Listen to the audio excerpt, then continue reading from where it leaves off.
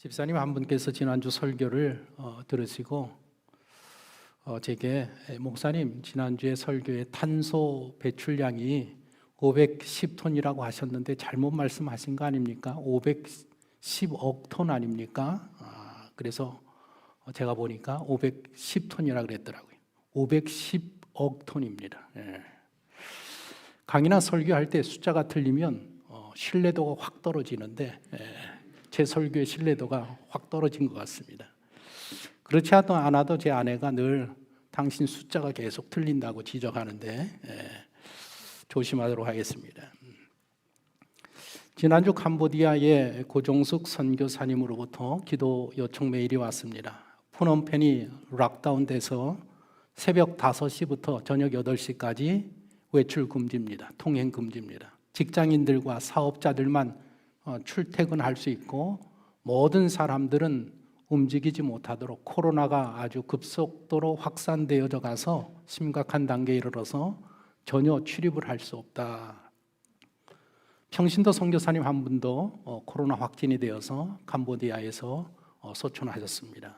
그래서 너무 심각해서 기도를 요청하는 그런 글을 보내주셨습니다. 여러분들 이번 한 주 동안 캄보디아를 위해서 또 고종숙 정순태 선교사님, 코로나 위기 가운데도 세계 각국에서 선교를 접지 않고 활동하시는 선교사님들을 위해서 많은 기도를 부탁을 드립니다. 단기 선교팀이 캄보디아에 가면 방문하는 곳이 있습니다. 뚜엉슬랭 대학살 박물관이라는 곳을 방문하는데 해골들이 전시되어 있습니다. 1975년도 4월 미군이 베트남에서 철수하면서 캄보디아 공산주의 무장단체인 크메르루주 붉은 크메르라는 그런 단체가 무장단체가 이제 친미 정권을 몰아냅니다. 폴포트라는 지도자가 친미 정권을 몰아내고 정권을 잡습니다. 친미 정권에 염증을 느낀 국민들이 얼마나 열렬하게 환영했는지 모릅니다. 하지만 정권을 잡은 이 폴포트는 노동자와 농민의 유토피아를 건설한다라는 명분으로 도시인들을 농촌으로 강제 이주시켰고 사유재산을 몰수하고 종교를 폐지하고 전 인구의 4분의 1에 해당하는 200만 명에 이르는 지식인들과 부유층들을 학살합니다. 그 참혹한 현장이 뚜엉슬랭 대학살 박물관에 전시되고 있습니다. 아마 많은 분들이 킬링필드라는 영화를 통해서 참혹한 현장을 아마 보았으리라 생각이 듭니다. 우리나라의 우파 좌파 때문에 많이 혼란스럽습니다. 좌파 사상은 어떤 사상인가 하면 우파 사상과 반대되는 그런 사상입니다. 인간은 완전할 수 있다라는 생각을 가지고 있고, 두 번째로는 역사는 결정되어 있다. 세 번째로는 전체는 개인에 우선한다라는 그런 사상을 가지고 있습니다. 좌파는 모든 인간이 완전할 수 있는 세상이 언젠가는 이 땅에 도래할 것이라고 믿습니다. 유토피아가 바로 그것입니다. 지금은 불완전한 인간들이지만 사회주의 혁명을 하고 그 과정에서 인간이 괴조되면 모두 완전한 존재가 될 수 있다라고 믿습니다. 좌파는 인류 역사는 필연적으로 계급이 없는 평등 사회로 가게 된다라고 주장을 합니다. 공산주의 사회가 필연적으로 도래한다라는 것입니다. 그래서 좌파의 필연론의 종착점은 공산주의입니다. 마르크스의 이 필연적 역사관이 그 유물사관의 결론이 바로 그것입니다. 이렇게 자신들이 추구하는 유토피아를 위해서는 200만의 사람을 죽일 수 있는 것이 유물사관이고 공산주의입니다. 선지자 에스겔이 본 환상이 바로 킬링필드와 같은 그런 환상이었었습니다. 하나님께서 에스겔을 이끌고 간 골짜기 사방에 해골들과 마른 뼈들이 가득했습니다. 사방을 돌아다니면서 그 해골들과 마른 뼈를 에스겔에게 이것들 좀 보라고 하나님 말씀하십니다. 얼마나 섬찟합니까? 우리가 저 사진만 봐도 섬찟하고 무섭습니다. 푸놈펜의 대학살 박물관에 전시된 그 잘 전시된 해골들과 마른 뼈들을 관람해도 그냥 그 안에 들어가는 순간 얼마나 섬찟하고 무서운지 알 수 없습니다. 에스겔이 저 현장을 다 돌아보자 하나님이 묻습니다. 이 뼈들이 살아날 수 있겠느냐? 그 마른 뼈들이 어떻게 살아날 수 있겠습니까?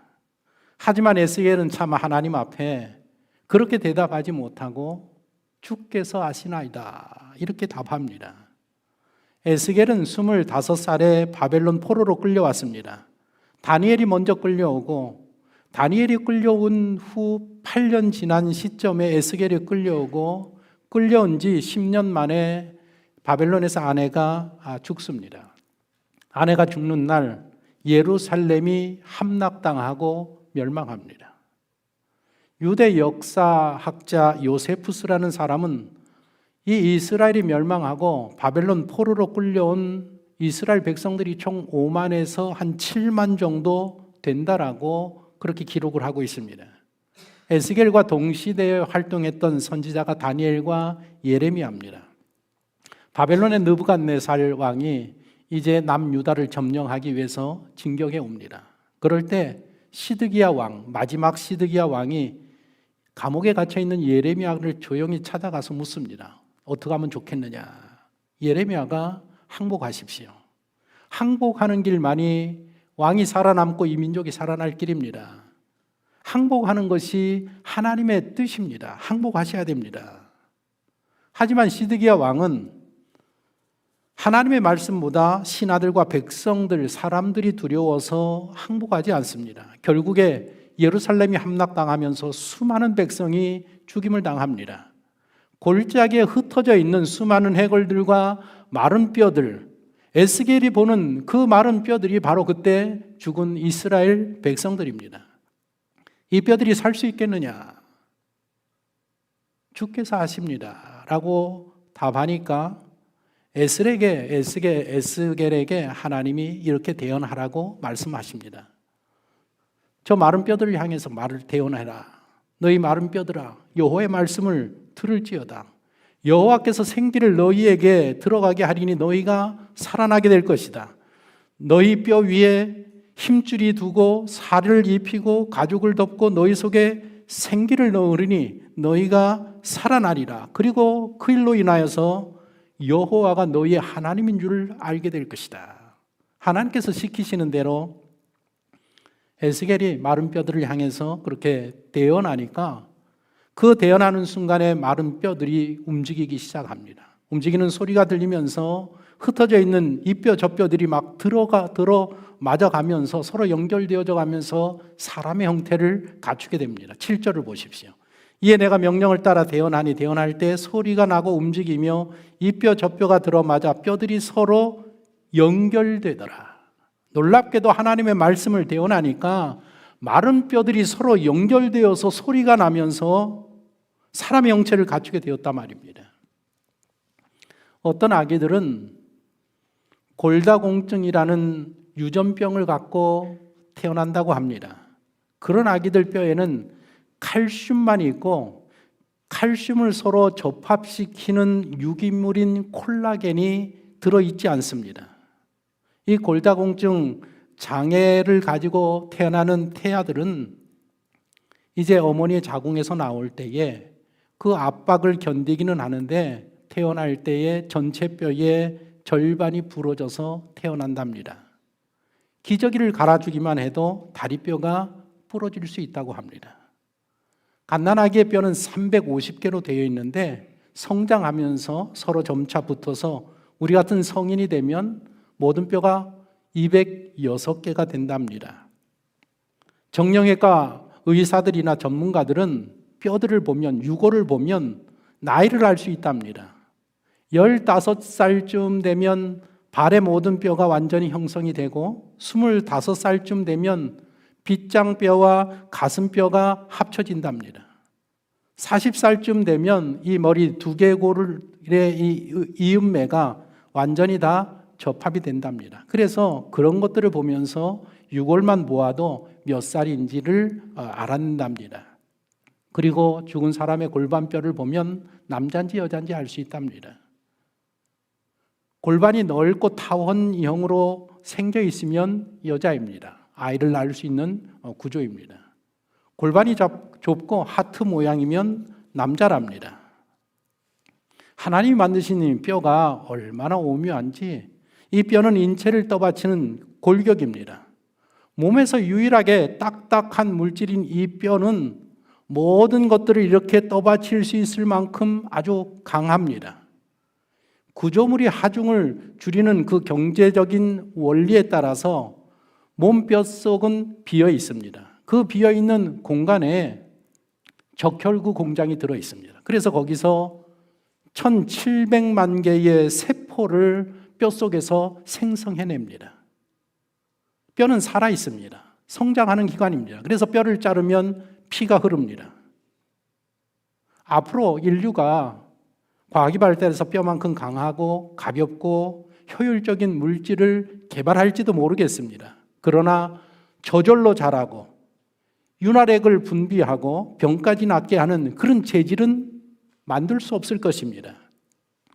사람의 인체를 보면 하나님이 얼마나 오묘하게 만드셨는지 부정할 수가 없습니다. 사람의 이 몸이라는 것은 진화론자들이 말하듯이 아메바에서 진화해서 이런 놀라운 인체가 저절로 만들어질래야 질 수가 없습니다. 에스겔이 마른 뼈들을 향해서 살아나라고 태어나니까 206개의 뼈들이 제자리를 찾아서 서로 붙고 이어집니다. 아마 크기가 작아서 이미 없어진 뼈들은 하나님의 능력으로 그 자리에서 만들어졌을 것입니다. 이렇게 뼈들이 서로 맞아 들어가면서 이제 구조를 형성하니까 그 다음에 이어지는 일이 8절입니다.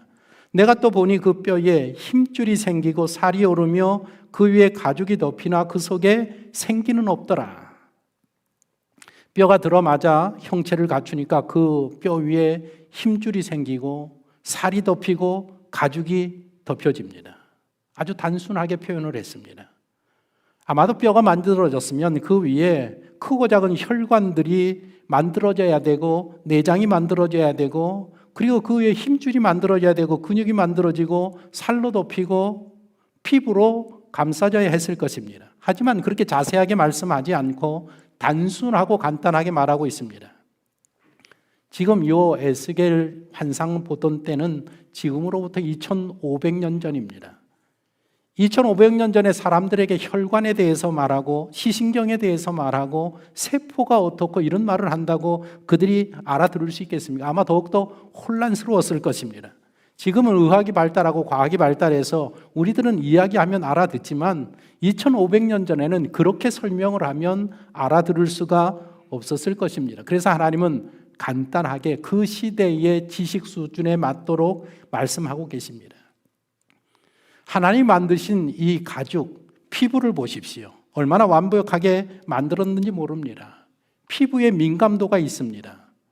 발바닥이 이렇게 이 감각이 있는데 발바닥의 감각은 250mg 이상 이 무게가 가해져야 발바닥이 감지할 수 있다고 합니다. 팔뚝은 33, 그리고 손등은 12, 손가락 끝은 3mg, 혀끝은 2mg, 각막은 0.2mg, 여기에 반응한답니다. 만약에 혀끝이 반응한 것처럼 2mm 무게의 반응을 발바닥이 한다고 하면 사람이 어떻게 서서 걸어 다닐 수가 있겠습니까? 하나님이 얼마나 오묘하게 우리 인간의 인체를 만들었는지 모릅니다. 피부의 적응력을 보십시오. 여러분들 사우나에 가셔서 온탕에 들어가면 온탕의 온도가 들어갈 때 얼마나 뜨거운지 모릅니다. 그런데 온탕에 들어가서 조금만 있으면 그 뜨거움을 느끼지 못합니다. 얼마나 잘 이 피부가 얼마나 잘 적응하는지 모릅니다.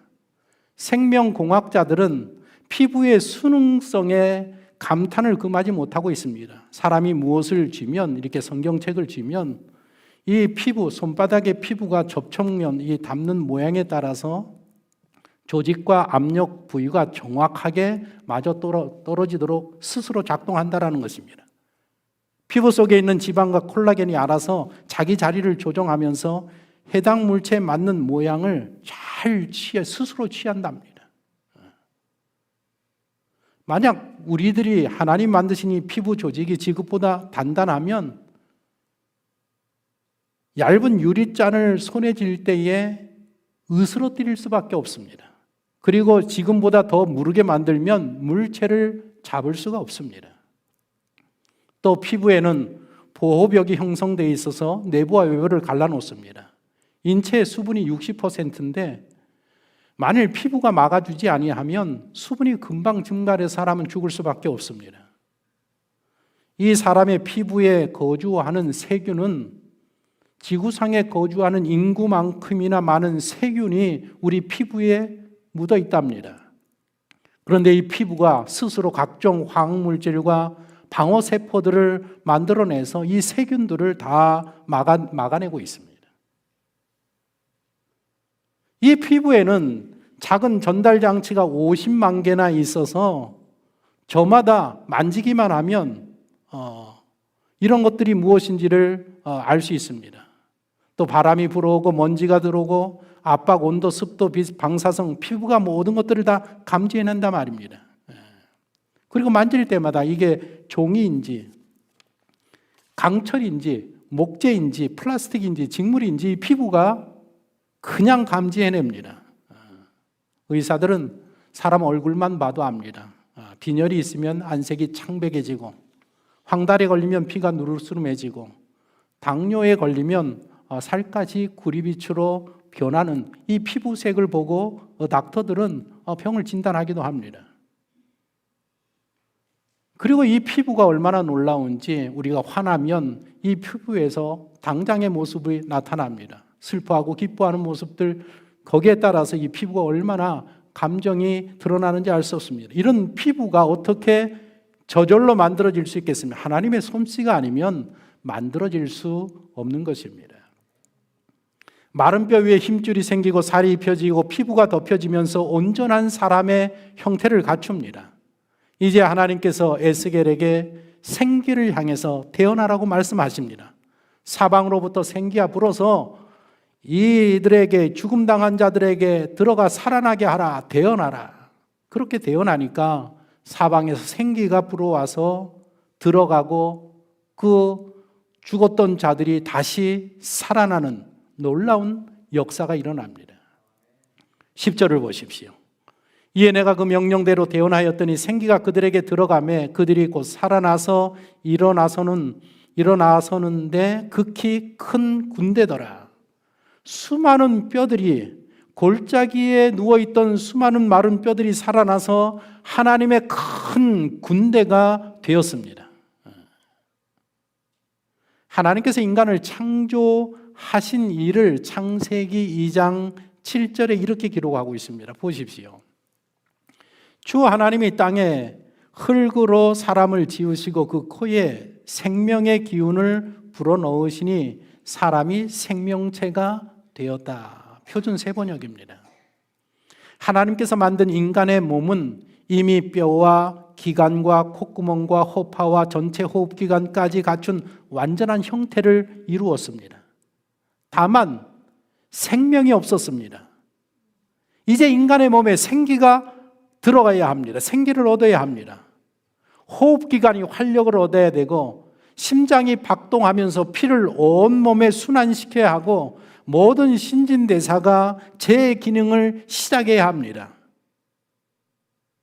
생명이 들어가서 그 기능들이 작동하기 시작해야 된단 말입니다. 그러나 생명은 생명으로부터만 나올 수가 있습니다. 창세기 2장 7절은 인간의 생명과 하나님의 생명의 독특한 관계를 강조하고 있습니다. 하나님 자신이 직접 인간에게 생명과 호흡을 부여하셨다라고 성경에 기록을 하고 있습니다. 생기는 모든 동물들에게도 있습니다. 동물과 인간이 공유하고 있습니다. 생기는 영이라고도 하고 바람이라는 그런 단어로 동일하게 사용되어지는 단어입니다. 그런데 하나님께서 직접 생기를 불어넣으신 것은 오직 사람 외에는 없습니다. 인간의 코에 생기를 불어넣으니까 사람이 생명체가 되었습니다. 호흡하기 시작했고 하나님이 생명을 불어넣으니까 심장이 뛰기 시작하면서 피를 순환시키기 시작합니다. 호흡은 들숨과 날숨으로 묘사됩니다. 들숨이 뭡니까? 들으시는 심, 날숨은 내쉬는 심입니다. 하나님께서 인간의 형체를 만드시고 그 코에 생기를 불어넣으시니까 하나님의 그 숨, 하나님의 호흡을 들어 마시면서 인간이 작동하기 시작을 했습니다. 그래서 우리는 오늘도 지금 숨을 쉬면서 살아가고 있는 생명체가 되었습니다. 그렇게 호흡하면서 70년, 80년, 90년을 살다가 하나님이 이제 오라 하시면 우리는 이제 마지막 숨을 쉬게 됩니다. 돌아가시는 분이 마지막 숨을 크게 내쉽니다. 그 마지막 숨을 내쉬는 순간에 호흡과 영이, 우리 속에 있던 그 영이 날숨과 함께 떠나는 것입니다. 마른 뼈들이 완전한 인체를 갖추고 그 속에 생기가 들어가면서 생명체로 살아나고 하나님의 큰 군대가 되는 놀라운 모습을, 광경을 에스겔이 목도하고 있습니다. 놀라서 입을 다무지 못하는 에스겔에게 지금 보는 이 환상의 의미를 하나님이 설명해 주십니다. 그게 본문 11절 말씀입니다. 11절 보십시오. 또 내게 이르시되 인자야 이 뼈들은 이스라엘 온 족속이라. 그들이 이르기를 우리의 뼈들이 말랐고 우리의 소망이 없어졌으니 우리는 다 멸절되었다 하느니라. 하나님은 알고 계셨고 하나님은 보고 계셨습니다.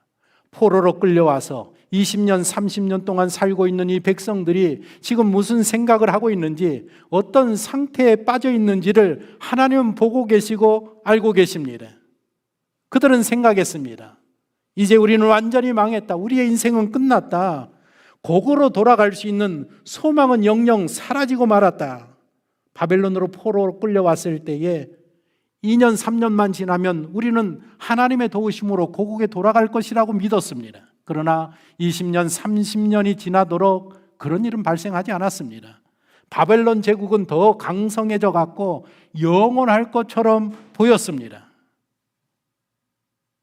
완전히 절망 가운데 이스라엘 백성들은 살아가고 있었습니다. 그런 때 하나님께서 에스겔에게 환상을 보여주시면서 말씀하는 것입니다. 지금 바벨론 포로로 끌려온 내 백성들은 자포자기 절망 가운데 있다. 모든 희망을 잃어버렸다. 나를 향한 믿음도 잃어버리고 신앙조차도 잃어버리고 말았느니라. 야스퍼스라는 철학자가 있습니다. 유명한 철학자인데 이 사람이 세계 사상계에는 큰 영향력을 남긴 두 사람이 있다라고 말을 했는데 니체와 키에르케고르입니다. 이 니체라는 사람은 기독교에서 출발을 해서 그리스 정신으로 돌아간 철학자고, 키에르케고르는 그리스 철학에서 시작을 해서 기독교 정신으로 귀착한 그런 위대한 인물입니다. 키에르케고르는 이 덴마크인이었었는데 덴마크 교회를 굉장히 싫어했습니다.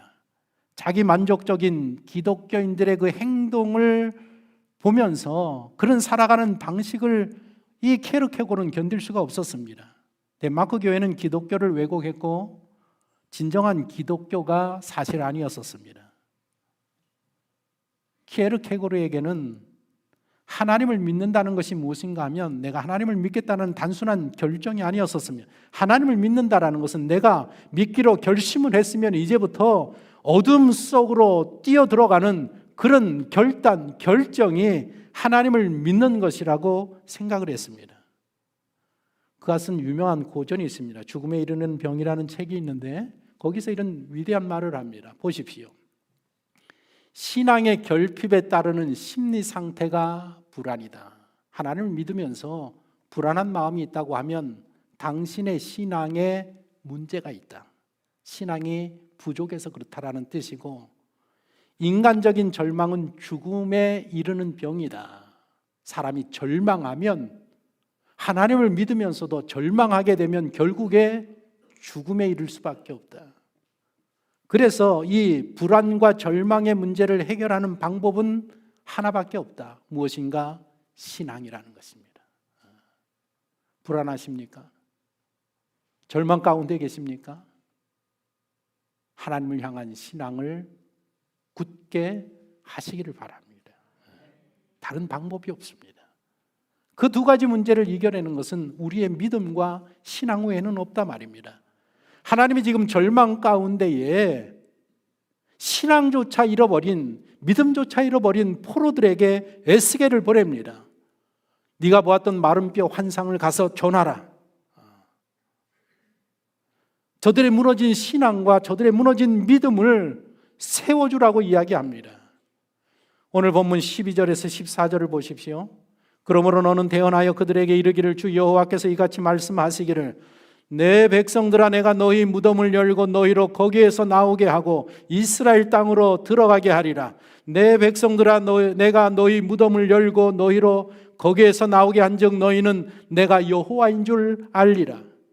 내가 또 내 영을 너희 속에 두어 너희가 살아나게 하고 내가 또 너희를 너희 고국 땅에 두리니 나 여호와가 이 일을 말하고 이룬 줄을 너희가 알리라. 여호와의 말씀이니라. 이제 고국으로 돌아갈 수 없다며 절망하고 있을 때에 하나님께서 그들에게 말씀하십니다. 아니다, 절망하지 말아라. 너희 고국에 돌아가게 될 것이다. 회복하게 될 것이다. 내가 바벨론에서, 무덤 같은 바벨론에서 너희를 일으키고 해방시키고 너희를 고국에 돌아가 살게 하게 할 것이다. 그때 비로소 너희가 내가 여호와인 줄을 알게 될 것이다.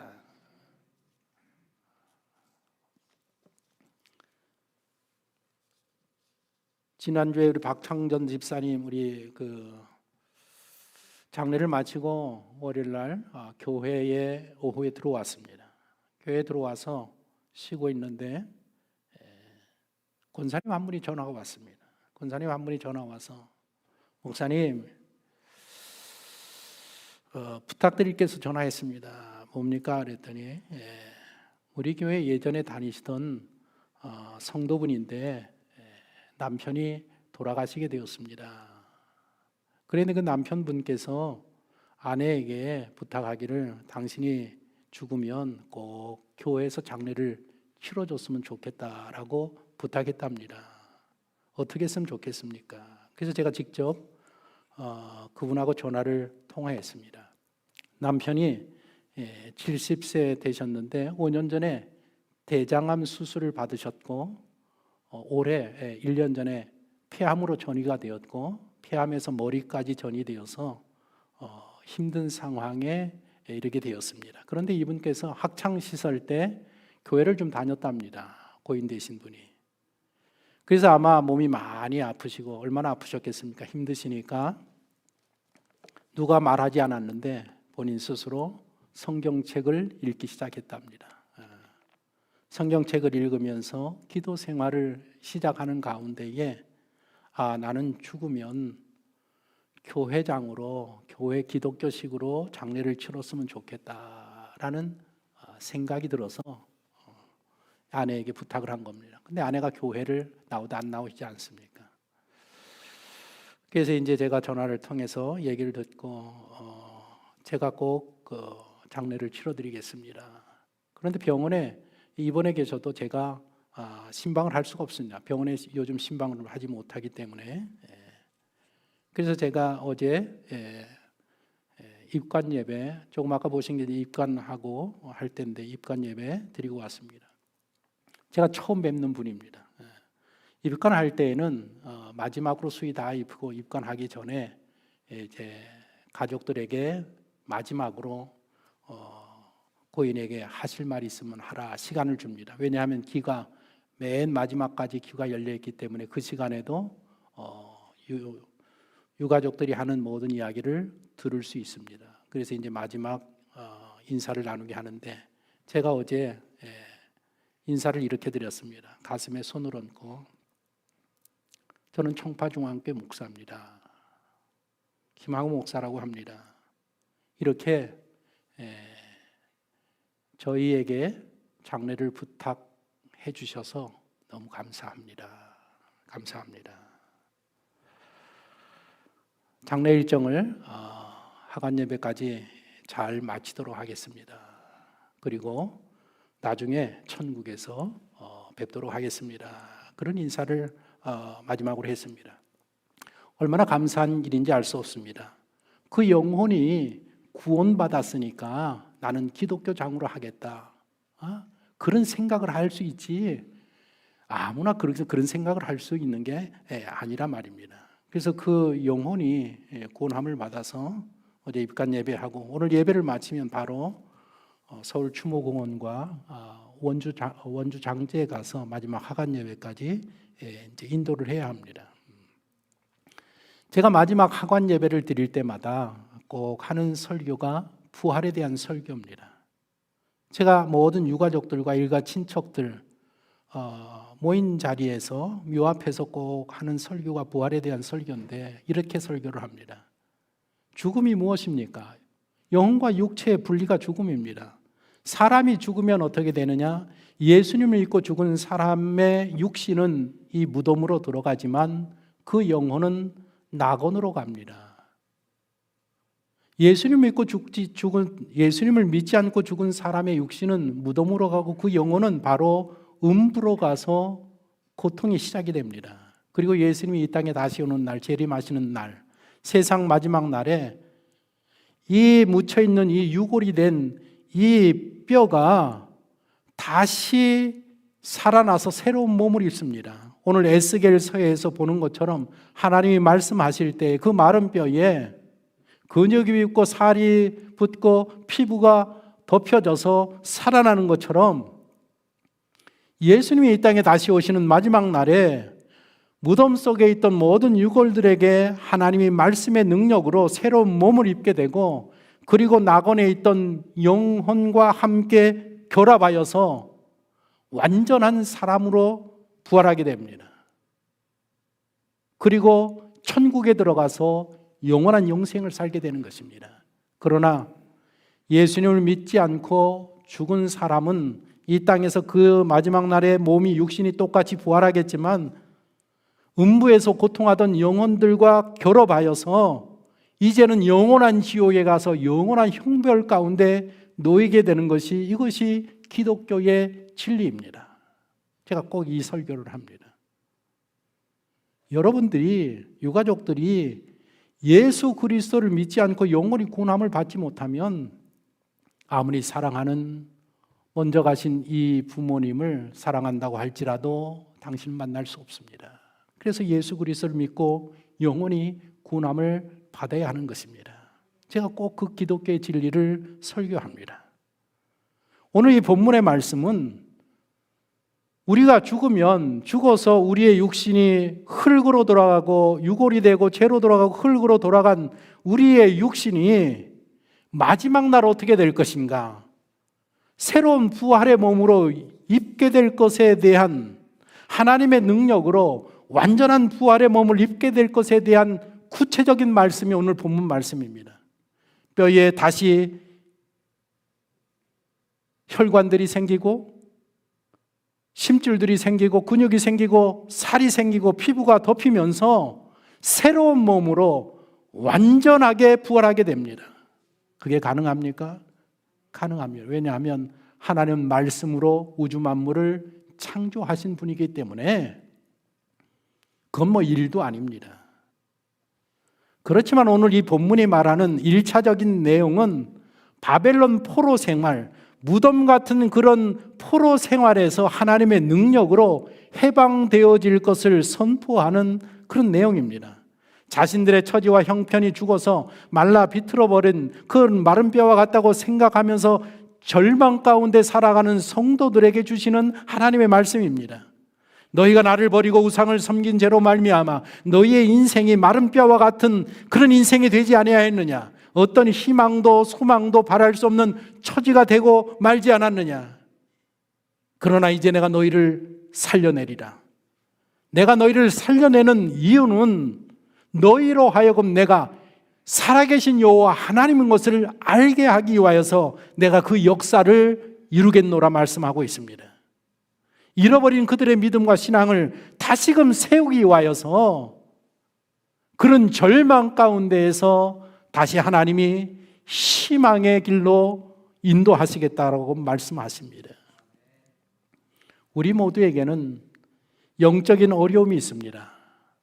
가정의 어려움도 있습니다. 사업상의 어려움도 있습니다. 재해와 재난의 어려움도 있습니다. 그러나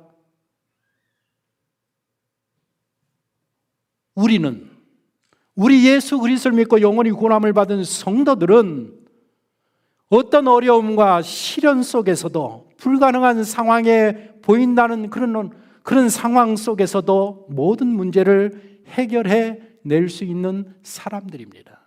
왜냐하면 하나님을 믿고 하나님이 우리와 함께하는 자들이기 때문에 그렇습니다. 고린도후서 1장 9절 10절에 왜 우리가 죽음의 처지에 이르게 되었는가에 대한 사도 바울의 고백이 있습니다. 보십시오. 우리는 이미 사형 선고를 받은 몸이라고 느꼈습니다. 그것은 우리로 하여금 우리 스스로를 신뢰하지 말고 죽은 사람을 살리시는 하나님을 신뢰하려 하신 것입니다. 우리가 죽음에 이르게 된 것은 왜 그 처지에 이르게 됐는가 하면 더 이상 나 자신을 믿고 스스로를 신뢰하면서 사는 그런 사람이 아니라 죽은 사람을 다시 살리시는 하나님을 신뢰하는 그런 믿음의 사람이 되게 하시기 위하여서 하나님께서 그런 처지에 우리를 갖다 놓으셨다라는 그런 고백입니다. 10절에 보면 하나님께서는 이렇게 위험한 죽음의 고비에서 우리를 건져주셨고, 과거에 우리가 많은 죽음의 고비가 있었지만 그때마다 하나님이 우리를 건져주셨단 말입니다. 뿐만 아니라 지금도 건져주십니다. 또 우리 앞으로도 건져주실 것이라는 희망을 하나님께 둡니다. 이게 수많은 죽을 고비 앞에서 살아난 사도 바울의 고백입니다. 왜 우리가 죽음의 위기 가운데 절망 가운데 하나님이 우리를 두시느냐? 더 이상 자신을 신뢰하지 아니하고 죽은 사람을 다시 살리시는 하나님을 신뢰하면서 그 하나님을 고백하게 하기 위하여서 우리의 생애를 보십시오. 과거에 우리가 얼마나 많은 절망과 죽음의 고비 가운데 있었습니까? 그때마다 하나님이 건져주시지 않았습니까? 지금도 이 코로나19 위기 가운데 우리를 건져가고 계시지 않습니까? 앞으로 이보다 더 위험하고 더 그 죽음의 길에 이를지라도 하나님이 건져주실 것을 믿는 자들이 바로 우리 성도들인 것입니다. 우리에게 주어진 현재의 상황이 너무 힘들어서 견딜 수 없을 수도 있습니다. 그러나 감사한 것은 우리 모두는 부활의 하나님과 함께 모든 문제를 해결할 수 있다는 점입니다. 우리에게는 부활의 소망과 부활의 믿음과 부활의 생명과 부활의 보증이 있습니다. 사람으로서는 할 수 없는 일을 하나님은 하실 수 있습니다. 게르케고르의 말처럼 우리의 불안과 절망의 문제를 해결하는 방법은 오직 한 가지밖에 없다. 신앙과 믿음이라는 것입니다. 이 한 주간 여러분들이 어떤 형편과 처지에 놓여 있을지라도, 어떤 절망 가운데 있을지라도 오늘 이 성경이 말씀하시는 그 부활의 능력, 부활의 신앙을 가지고 주님을 신뢰하고 하나님을 바라보며 당면한 문제들을 해결해 나가는 능력의 성도가 되시기를 예수 그리스도의 이름으로 축원합니다.